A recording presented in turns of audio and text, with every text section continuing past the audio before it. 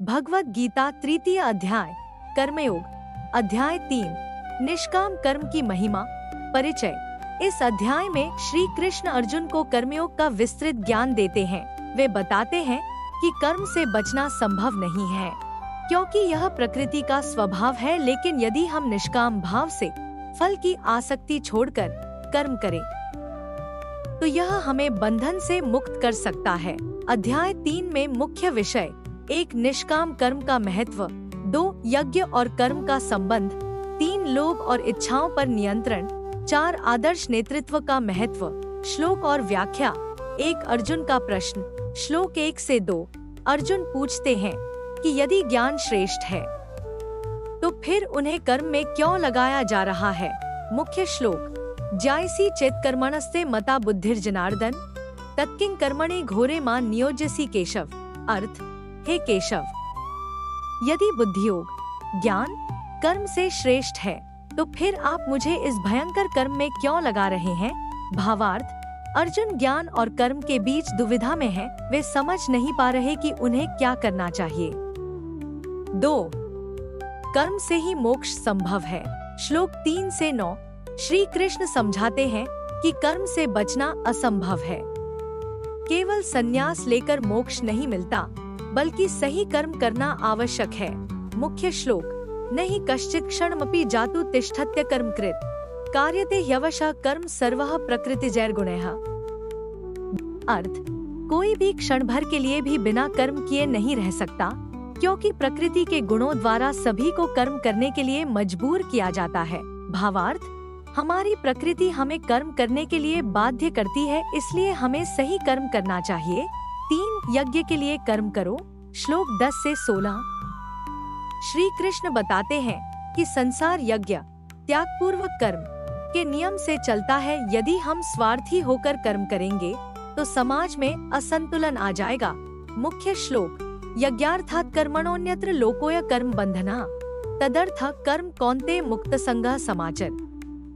अर्थ, यज्ञ त्याग के लिए किए गए कर्म के अतिरिक्त अन्य सभी कर्म बंधन उत्पन्न करते हैं। इसलिए हे अर्जुन, फल की आसक्ति छोड़कर कर्तव्य का पालन करो। भावार्थ, त्यागपूर्वक कर्म करने से हम बंधनों से मुक्त हो सकते हैं। 4 आदर्श नेतृत्व का महत्व।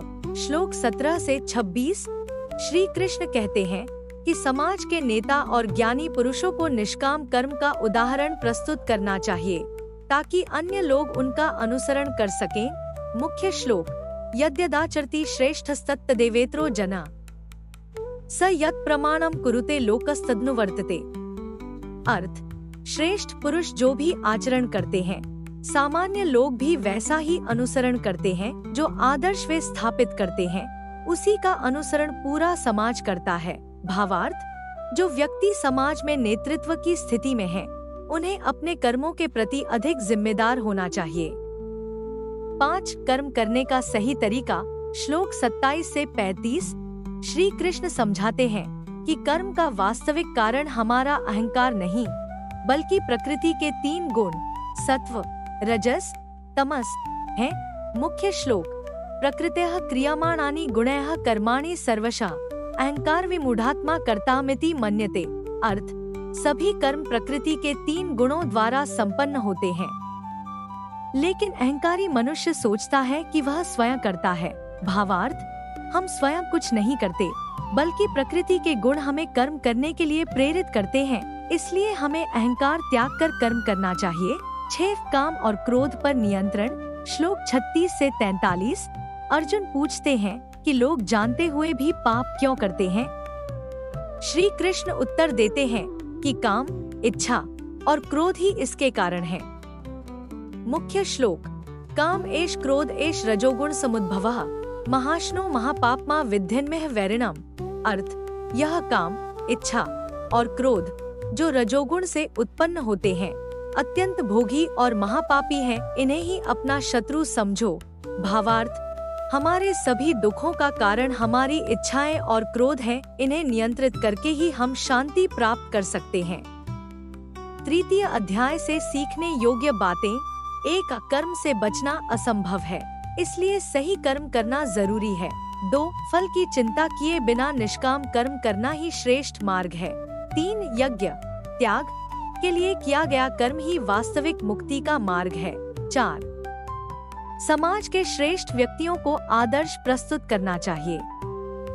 5. काम, इच्छा और क्रोध सबसे बड़े शत्रु हैं। इन पर नियंत्रण पाना आवश्यक है।